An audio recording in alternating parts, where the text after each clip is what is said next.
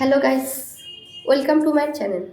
So আজকে আমার স্টুডেন্টদের সাথে একটু ফিস্ট করা আছে, তো আমি শুরু করছি আমার ব্লগটা। So let's begin.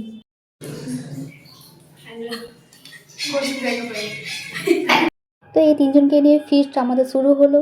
তো এখন এই দুজন মহিলাদেরকে নিয়ে আমার ভয়েস ওভারটাও শুরু হবে। এখন আমি আমাদের রসুন ছাড়ানো করবো। রসুনের খোসার জায়গায় রসুন আর রসুনের জায়গায় রসুনের খোসা রেখে দিয়েছি। ठीक है।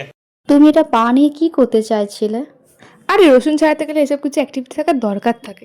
ঠিক ঠিক। তো সবাই এখন আমরা মন দিয়ে কাজ করছিলাম। তো তোমাদেরকে আমার বলাই হয়নি যে আমাদের হচ্ছে চিকেন কষা রান্না হচ্ছিল। তুমি এখানে কাঁদছিলে কেন? আজকে তোমরা পরনে সেই দুঃখে। अच्छा। মোটেও না, তুমি পেঁয়াজ কাটছিলে বলে কাঁদছো। এখন বাকিরা সবাই মিলে পোকা বাচ্ছে আর আমি এখানে পেঁয়াজ কাটতে বসে গেছিলাম। মোটেও না, সবাই রসুন চাইছিল, আমি একা পোকা পাচ্ছিলাম যাতে কারোর শরীর না খারাপ হয়ে যায়। এখন দেখতে পাচ্ছি সেই পোকাগুলো নিজের গায়েও মেখে নেয়, সেই দেখে আমার চোখে জলও এসে যায়। মোটেও না, তুমি পেঁয়াজ কাটছিলে বলে তোমার চোখে জল এসেছিল। তো সেই জন্য কি আমার দিকে তাকিয়েছিলে তুমি? হ্যাঁ। তো এখানে একজন উড়াঞ্চু হয়ে যাওয়াতে আমরা আবার আমাদের কাজে মন দিয়ে দিলাম। আমি চলে যাওয়ার পর এরকম কাজ করা শুরু হয়েছিল। আমি চলে যাওয়ার পর পাশে তো জায়গা থাকা সত্ত্বেও এই মেয়েটা বসতেও পারে না ঠিক করে। ম্যাম আবার কান্নাকাটি শুরু করে দিল, যেটা আমি দেখছি। কারণটা হলো ধনেপাতাটা এখনো অবধি আমার কাছে পৌঁছালো না। যে আনতে গেছে সে লেবুটাও নিয়ে চলে গেছে, যেটা আমার এখন অবধি কাটা হলো না। পেঁয়াজ কাটতে কাটতে ম্যাম হাঁপিয়েও গেল, তাই চলে গেল। আবার একটু পরে চলেও এলো। ম্যাম পুরো ঘোরাফেরা করছিল, সত্যি বলছি। Dun dun dun। এতক্ষণ পর আই এম ব্যাক। ও ধনেপাতাটা নিয়ে এলো আর আমি ছিনিয়ে নিলাম। আমি ওটারই ওয়েট করছিলাম। আমি আবার পোকা বাঁচতে শুরু করে দিয়েছি। আমার পোকা ভাজার সময় আমার দিকে তাকাতে তাকাতে চলে গেল, তারপর ওর পিছু পিছু আমিও চলে গেলাম।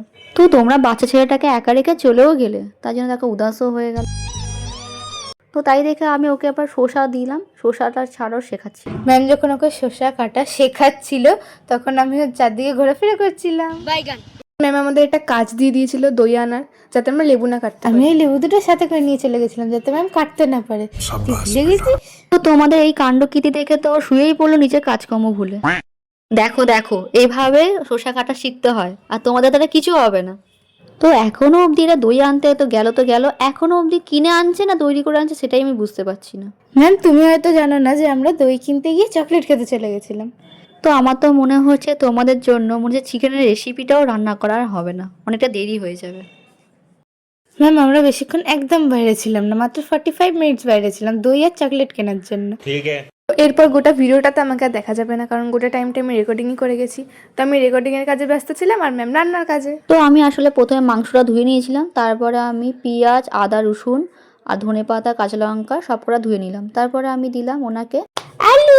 তার মধ্যে এখানে আলু ছেড়েছিল আর আমি তেলে দিয়েছিলাম। এখানে ম্যাম সন্দীপনকে অনেকগুলো আলু দিয়েছিল, যেটা ছাড়াতে ওর অনেকক্ষণ টাইম লাগছিল। তো আলু ছাড়িয়ে যাচ্ছিল, আমি ভিডিও করিয়ে যাচ্ছিলাম। স্যার এবার আমি বলবো সে cheese. Now it's my turn, এবার আমি আলু কাটবো। দেখো এইভাবে আলু কাটতে, এইভাবে আলু কাটতে। ম্যাম অনেকগুলো আলু কাটতে দেওয়ার জন্য আলু কাটতে অনেক টাইম লেগে গেছিলো। আলু কাটার পর্ব এখানেই শেষ হলো। সে তো এখানে আমার রান্নার পর্ব শুরু হয়ে গেল। এখানে দুজন হচ্ছে হেল্পার, যাদের মধ্যে একজন হচ্ছে ভিডিও ক্যামেরা করছে, আরেকজন হচ্ছে শুধুমাত্র সে চিজ করতেই ব্যস্ত। তো এখানে আমি একটা পেস্ট বানাচ্ছিলাম, যেটা হচ্ছে কি ছিল, ধনেপাতা আর কাঁচা লঙ্কা ছাড়া আর কিছু ছিল না আই থিঙ্ক। তো এখানে আমি একটা ম্যারিনেটের জন্য একটা পেস্ট বানিয়ে নিয়েছিলাম। তো তার সঙ্গে আমি টমেটো বাটা আর পেঁয়াজ বাটা সব কিছুই ম্যারিনেট করার জন্য রেখে দিয়েছিলাম। তো প্রথমে আমি আলুটাকে ভেজে নিয়েছিলাম। তো এখানে প্রথমে আমি কড়াটাকে গরম করতে দিয়ে, এটা কি করছে, তো কড়াটাকে গরম করতে দিয়ে আমি এখানে আলুটাকে নুন আর হলুদ দিয়ে ভালো করে মাখিয়ে, তারপরে কড়ার মধ্যে একটু সর্ষের তেল দিয়ে আলুটাকে ভেজে নিলাম। তো এটাকে একটু কম আঁচে ভালো করে লাল করে একটু ভেজে নিতে হবে, হালকা হালকা লাল হবে। খুব বেশি লাল হয়ে গেলে জিনিসটা ভাজা ভাজা লাগবে। তো সেই জন্য আমি আস্তে আস্তে ভেজে নিলাম। তারপরে এর মধ্যে আমি দিয়ে দিলাম টমেটো বাটা, পেঁয়াজ বাটা সব কটা আমি পেস্ট দিয়ে দিলাম এর মধ্যে।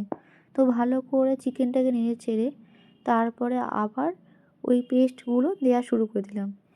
তো এর মধ্যে সব বলতে গেলে শুকনো লঙ্কা, দারচিনি, লবঙ্গ সব কটাই ফোড়ন দিয়ে পেঁয়াজ বাটা, আদা বাটা, লঙ্কা বাটা সব, ধনেপাতা যেগুলো বেটে রেখেছিলাম, টমেটো বাটা সব কটা দিয়ে ওর মধ্যে ম্যারিনেট করা মাংসগুলো দিয়ে দিলাম। লো ফ্লেমে ভালো করে মাংসটাকে সেদ্ধ করে নিয়ে তার মধ্যে একটু বাটার ছড়িয়ে রেখে দিলাম, যাতে রাতে পরিবেশন করতে পারি। দেখা হচ্ছে নেক্সট পার্টে।